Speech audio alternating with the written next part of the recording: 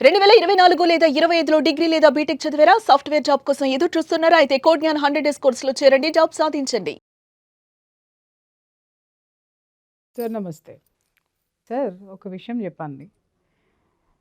మన భారతదేశం యొక్క వివాహ వ్యవస్థ చాలా గొప్పదని మీరే చెప్తారు. చాలా అద్భుతమైందని చెప్తారు. చాలా బ్యూటీ ఉంది అని చెప్తారు. అలాంటి మీరే వివాహ వ్యవస్థ భ్రష్టు పట్టిపోయిందని కూడా మాట్లాడతారు. సార్ ఆ బ్యూటీనెస్‌ని కాపాడేటటువంటి ప్రయత్నము చేయకూడదా? నంబర్ 1. రెండోది, మీరు మాట్లాడేది ఏంటి అనంటే డివోర్స్ కేసులు విపరీతంగా ఫైల్ అవుతున్నాయి అంటున్నారు. నాకు తెలిసి ఫైల్ చేసేది ఆడవాళ్లే కానీ దాంట్లో మగవాళ్ళ శాతం లేదు. ఓకే, చాలా తక్కువ ఉన్నింది. నా దగ్గరకు వచ్చేటటువంటి క్లయింట్స్ దృష్ట్యా నేను మాట్లాడుతున్నాను. వాళ్ళకి డివోర్స్ వేసుకునేటటువంటి ధైర్యం ఉండటం లేదు. కానీ నాకు అక్కడ కేసు కనిపిస్తుంది, వాడు దాంట్లో ఉంటే ఏదో ఒక రోజు సూసైడ్ చేసుకుని చచ్చిపోతాడు.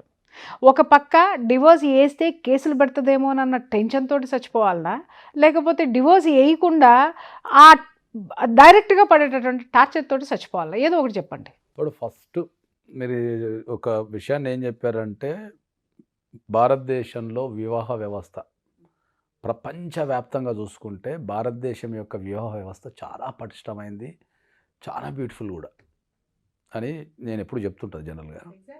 రెండో వైపు నుంచి వివాహ వ్యవస్థ అనేది చచ్చిపోయింది, లేకపోతే అది మీ మాటే, అది నా మాటే అని చెప్తున్నాను నేను. ఎందుకంటే ఈ రెండు నేను చూసినా కాబట్టి. అదే అందుకే అడిగాను సార్. ప్రధానంగా ఇప్పుడు పెళ్ళిళ్ళకి వచ్చారికి ఏమవుతుందంటే, ఇప్పుడున్న జనరేషన్ గురించి మనం మాట్లాడితే, ఇంతకుముందు చాలాసార్లు చెప్పినాం మనం, మళ్ళీ కూడా ఒకసారి ఏం చెప్తున్నా అంటే ఏంటంటే, ఇప్పుడున్న మ్యారేజ్ వ్యవస్థ, ఇప్పుడు ప్రజెంట్ జరుగుతున్న మ్యారేజ్ వ్యవస్థలో 50% of the marriages within the 1 month or 6 months లోపల they are contacting the advocate. Exactly. అది నేను ఛాలెంజ్గా చెప్తా, ఓపెన్ ఛాలెంజ్గా చెప్తాను. ఎందుకంటే నేను ప్రాక్టికల్ ఫీల్డ్లో ఉన్నా, నా దగ్గరికే విత్ ఇన్ 1 monthలో, లేకపోతే 2 monthsలో, 3 monthsలో, 6 monthsలో an number of people are coming to that, marriage అయిన 6 monthsలోనే వస్తున్నారు. ఓకే, వచ్చి వాళ్ళు రకరకాల ప్రాబ్లమ్స్, ఇక ఒక ఇప్పుడు కర్నూలు చావుకి 1000 కారణాలు అన్నట్టు ఇప్పుడు జరుగుతున్న పెళ్ళిళ్ళ డైవర్స్కి కారణం లేదు. ఎవరి వాళ్ళకి యూనికే ఉంటుంది కాబట్టి అది జరుగుతున్నది. సో మీరు ఏం చెప్పారు మరి, ఇంత భారతదేశంలో ఇంతగానో డైవర్స్ పెరుగుతుంటే దాన్ని మనం సరిదిద్దలేమా అని మనం మాట్లాడుకున్నప్పుడు, అసలు సరిదిద్దాలంటే ఎవడన్నా మాటిన్స్ వస్తాయి కదా. ఇది పాయింట్ సార్. ఇప్పుడు మనం సరిదిద్దాలని నేను కంకణం కట్టుకున్నా, ఎందుకంటే నేను రెగ్యులర్గా కొన్ని లక్షల మంది జీవితాలని వాళ్ళు కోట్ల చుట్టూరు, లేకపోతే పిల్లల్ని వేసుకొని, ప్రెగ్నెన్సీతోని, సరైన ఫుడ్ లేక, లేకపోతే గొడవలు పెట్టుకొని, ఆరోగ్యాలు ఖరాబ్ చేసుకొని, కోట్ల చుట్టూ తిరుగుతూ జీవితాన్ని అంతా ఖరాబ్ చేసుకుంటున్నారు. కొన్ని లక్షల మందిని ప్రాక్టికల్గా చూస్తున్నా కాబట్టి మనం ప్రతిసారి అందరికీ ఏం చెప్తున్నా అంటే, కంపల్సరీ మీరు ప్రీమ్యారిటల్ కౌన్సిలింగ్ అనేది తీసుకోండి. నేను గ్యారంటీగా చెప్తున్నా ఏంటంటే, మీరు గనక ప్రీమ్యారిటల్ కౌన్సిలింగ్ కనుక తీసుకుంటే మీకు 99% మీకు డైవర్స్ అనే రిస్క్ తప్పిపోతుంది. అది ఎంతోమంది తీసుకుంటున్నారు ప్రీమ్యారిటల్ కౌన్సిలింగ్. ఒక పెళ్ళికి ₹1,00,00,000 ఖర్చు పెడతానికి రెడీగా ఉన్నారు.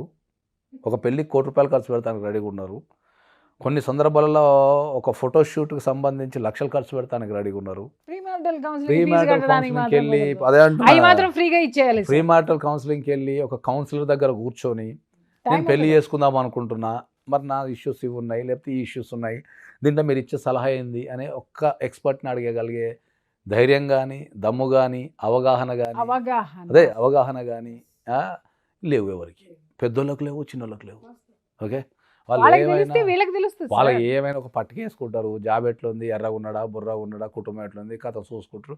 రా పక్కన మ్యారేజ్లకు వస్తున్నారు, 2 రోజులకే మళ్ళీ వచ్చి మన దగ్గర కూర్చుంటారు. అది ఇక మగవాళ్ళ దగ్గరకు వచ్చారు. ఒకటి ఏంటంటే, సార్ నేను డైవర్స్ చేస్తానని జైలుకి పంపిస్తారట సార్ అని తిరుగుతుంటాడు వీడు. ఫస్ట్ ఆఫ్ ఆల్ వీనికి తెలియని విషయం ఏంటంటే, వీడు తాళి కట్టిన రోజే జైలుకి పోతాడు సార్. మరి మీరు అందరినీ అలా ఏమున్నది, ఉన్న వాస్తవాన్ని ఎవరికన్నా డౌట్ ఉంటే వచ్చిన ఆఫీస్లో కూర్చోండి, రోజుకి ఎన్ని కథలు ఉంటాయని చెప్తా.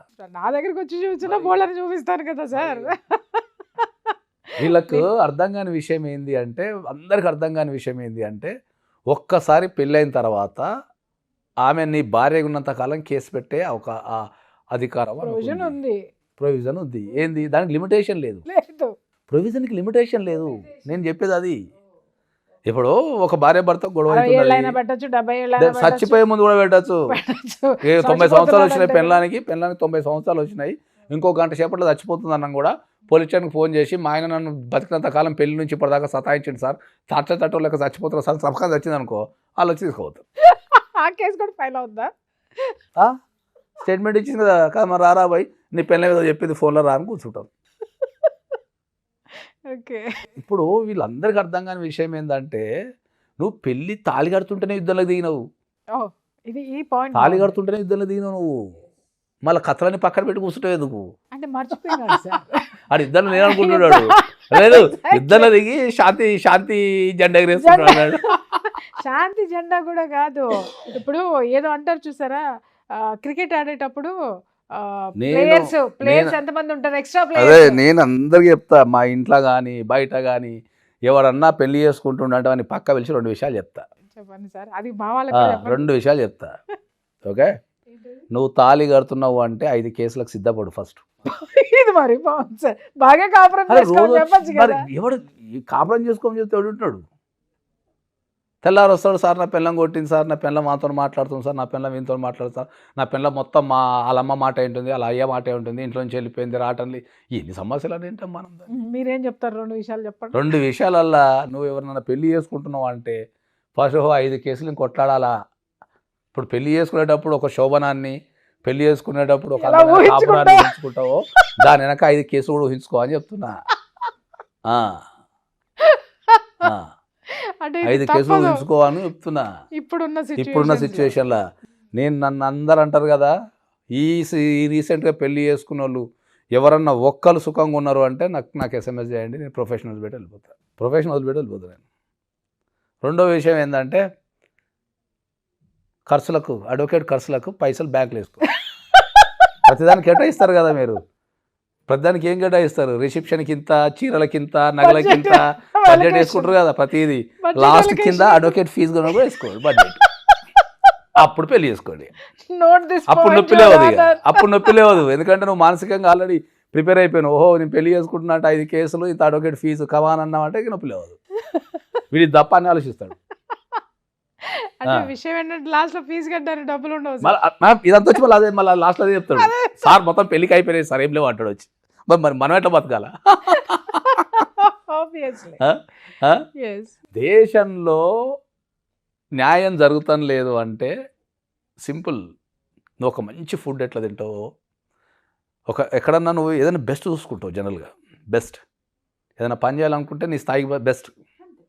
ఓ టీవీ కొనాలంటే బెస్ట్ బ్రాండ్ ఏముంది, ఓ మొబైల్ కొనాలంటే బెస్ట్ బ్రాండ్ ఏముంది, ఓ బట్ట కొనుక్కోవాలంటే బెస్ట్ బ్రాండ్ ఏముందో, అట్లనే ఒక లాక్ పోయినప్పుడు బెస్ట్ ఎందుకు చూసుకో? లాక్ వచ్చాక ఏం చేస్తారు తెలుసా? ఇంటి పక్కన ఉన్నాడనో తెలిసిన ఇంటి పక్కన ఉన్నాడు సార్, ఆడదాకా ఏం పోతా సార్ అంటాడు. ఆ కేసు అంతా ఖరాబ్ అయిన తర్వాత అప్పుడు బెస్ట్ కోసం నేను ముందు చెప్తాను, మీరు కరెక్ట్ పర్సన్స్ పెట్టుకోండి. ఇంటి పక్కన ఉన్నాడనో, దూరం అవుతుందనో, ఫీజు ఎక్కువ అవుతుందనో, ఓ సార్ అంత ఫీజు పెట్టలేమనో. నాకు అర్ధరాత్రులు ఫోన్లు వస్తాయి, ఏమండి మేము ఎప్పుడెప్పుడో వచ్చామండి, అది మా అమ్మ ఇది ఇంకా అవ్వలేదండి. అవ్వదు, ఎందుకంటే నువ్వు ఎవరైతే ఏ పర్సన్ అయితే చెప్పావో అతనంత ఎఫిషియెంట్ కాదు అని, లేదా ఆమె అంత ఎఫిషియెంట్ కాదు అని నేను ముందరే చెప్తా. అదే చెప్తున్నా. ఇప్పుడు వాళ్ళేంటి మీరన్నట్టు ఫ్రెండ్ అనో లేకపోతే పక్కననో ప్రాక్టీస్ లేని వాళ్ళ చేత ఫీజు తక్కువ అంటే ఫీజు తక్కువ ఉన్న వాళ్ళు ఎక్కువ వాదించరనేది కాదు సార్, ఇక్కడ ఎఫిషియన్సీ మెయిన్. ఇప్పుడు ఒక కేసు కరెక్ట్ వాదించాలంటే ఒక అడ్వకేట్తో పాటు ఒక 10 మంది పని చేయాలి. ఒక అడ్వకేట్ ఒక్కడే పని చేయలేడు. ఇప్పుడు నేను ఒక కేసు వాదించాలి అంటే నా కింద ఒక టీం 10 మంది ఉంటే ఒక కేసు అవుతుంది. నేనే కొట్టుకొని, నేనే కోర్టుకు వెళ్ళి, లేకపోతే నేనే ఫైలింగ్ చేసుకుంటా, నేను అన్ని పనులు ఏం చేయలేను కదా. ఇప్పుడు advocacy is nothing but A doctor లేకపోతే సినిమా డైరెక్టర్ టైప్లో ఉంటుంది. అన్ని పనులు నేనే చేసుకుంటున్నా, సినిమా డైరెక్టర్ అయ్యి కాస్ట్యూమ్స్ నేనే కొట్టుకొని, పాటలు నేనే రాసుకొని, మ్యూజిక్ నేనే కొట్టుకుంటే క్వాలిటీ వస్తుంది. వాస్తవం. అట్లా డాక్టర్ అన్ని వాడే ఇంజక్షన్ వేసుకొని, వాడే నర్స్ పని చేసి, వాడే టేబుల్ మీద వేసి అన్ని వాడే వేసుకుంటూ వస్తుంది, రాదు. అడ్వకేట్స్ అనేది కూడా ఒక డిపార్ట్మెంట్స్ ఉంటాయి. దాంట్లో టైపింగ్ డిపార్ట్మెంట్ వేరే ఉంటుంది, ఫైలింగ్ డిపార్ట్మెంట్ వేరే ఉంటుంది, ఆ తర్వాత అసిస్టెన్స్ ఇస్తానికి వేరే ఉంటారు, తర్వాత కోర్ట్స్ అటెండ్ అవడానికి వేరే ఉంటారు, జనరల్ అటెండింగ్ వేరే ఉంటుంది, సీనియర్ అటెండింగ్ వేరే ఉంటుంది, నార్మల్స్ ఉంటాయి, ఐఏఎస్ ఉంటాయి, అప్పీల్, అట్లా కొన్ని డిపార్ట్మెంట్లు ఉంటాయి. అవన్నీ కలిసి ఒక కేసు రన్ అవుతుంది. అర్థమైందా? అన్ని వాడే చేసుకుంటా అంటే ఏడవుతుంది అట్లా. కాబట్టి మనం ఏం చెప్తున్నాం అంటే ఇప్పుడు ఓవరాల్గా చెప్పేది ఏంటంటే ఏదైనా కూడా నేను అందరికీ మనస్ఫూర్తిగా ఏం చెప్తా అంటే ఏమున్నా సరే మ్యాట్రిమోనియల్ ఇష్యూస్లలో ఇరకకండి అని చెప్తా నేను. ఇరికి మీ అందమైన జీవితాన్ని భవిష్యత్తుని కోట్ల చుట్టూరో అడ్వకేట్ ఆఫీసర్ చుట్టూరో తిరుక్కుంటా వేస్ట్ చేసుకొని పైసలు ఖరాబ్ చేసుకొని పిల్లల్ని ఇబ్బంది పెట్టి మీరు ఇబ్బంది పడి చేయకండి అంటున్నా. Simple thing premarital before going to marriage 100% మీరు మీకు దగ్గరలో ఉన్న మంచి ఫ్యామిలీ కౌన్సిలర్ని చూసుకొని వెళ్ళి మంచి కౌన్సిలింగ్ తీసేసుకోండి. మీకు బ్యూటిఫుల్ లైఫ్ ఉంటుంది. First point. లేదు అంటే మంచిగా ముందే మీరే అన్ని అవగాహన చేసుకోండి. ఇప్పుడు ఎందుకంటే ఎవరు డ్యూటీ లేదు, డైవర్స్ బాగా పెరిగిపోయినాయి, లైఫ్ వేస్ట్ అవుతుంది, రికార్డ్ అవుతాయి, ఎఫ్ఐఆర్లు, కోర్టు చుట్టూ తిరుగుడు, కెరీర్ ఆగిపోతుంది. ఇవన్నీ ఎందుకు ఖరాబ్ చేసుకుంటున్నారు మీరు? ఎందుకు ఖరాబ్ చేసుకుంటున్నారు? ఒక చిన్న పెళ్ళికి ముందు మీరు బట్టల షాపింగ్ వెళ్ళినట్టు నగల షాపింగ్ వెళ్తారు, గుళ్ళు వెళ్తారు, గోపురాలు వెళ్తారు, రకరకాల కార్యక్రమాలు చేసుకుంటారు, ప్రీ వెడ్డింగ్ అంటారు, అదంటారు. దాంతోపాటు ఒక్కటి ఈ అన్నిటినీ కంటే ఒక్క ప్రీమ్యారిటల్ కౌన్సిలింగ్ మీరు తీసుకోగలిగితే మీ లైఫ్ చాలా బ్యూటిఫుల్ ఉంటుంది. ఎవరు అంటలేరు. విన్నప్పుడు మనం వ్యవస్థ మీద మనం ఇప్పుడు నేను దగ్గర నాకు తెలిసి ఒక 50 నుంచి 60 ప్రీమ్యారిటల్ కౌన్సిలింగ్ తీసుకున్నాను, ఒక్కళ్ళగా డైవర్స్ కాల. రియల్లీ సార్, ఎందుకంటే కాటన్ లేదు, చేసుకుంటే ఇద్దరు కలిసి అవగాహనకు వచ్చి చాలా స్ట్రాంగ్ గా నిలబడుతున్నారు. లేదు అని అంటే ఓహో ఓకే మనం ఇక్కడే ఆగిపోదామని చెప్పి అక్కడే ఆగిపోతున్నారు. అది హ్యాపీగా మళ్ళీ కొత్త జీవితాలకు వెళ్ళిపోతున్నారు. ఎగ్జాక్ట్లీ.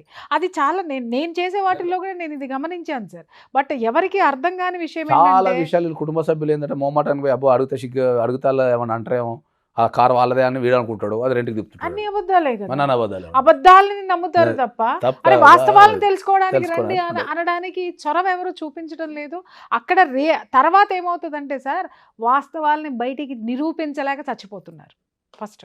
ఆ యొక్క ఇబ్బందులు కూడా ఇక్కడ చాలా చాలా భారతదేశంలో మ్యాట్రిమోనియల్ ఇష్యూస్ అనేటివి ఆల్వేస్ దిస్ థింగ్స్. కాబట్టి నేను అందరికీ చెప్పేది ఏంటంటే మళ్ళొకసారి చేతులు జోడించి అందరికీ ఈ మన యూత్కి చెప్పేది ఏంటంటే అరే భయ్ పెళ్ళి చేసుకుంటే ఎక్కడన్నా ప్రీమ్యారిటల్ కౌన్సిలింగ్ తీసుకోండి నాయన. మీ శక్తిని బట్టి పెళ్ళి చేసుకుంటే జీవితం మీద అవగాహన ఉంటుంది. ఆ రోల్ వెళ్ళిపోయింది, సమాజం నుంచి వెళ్ళిపోయింది కాబట్టి మీరు కంపల్సరీ తీసుకోవాల్సినటువంటి అవసరం అయితే ఉంది. Thank you sir, thank you so much.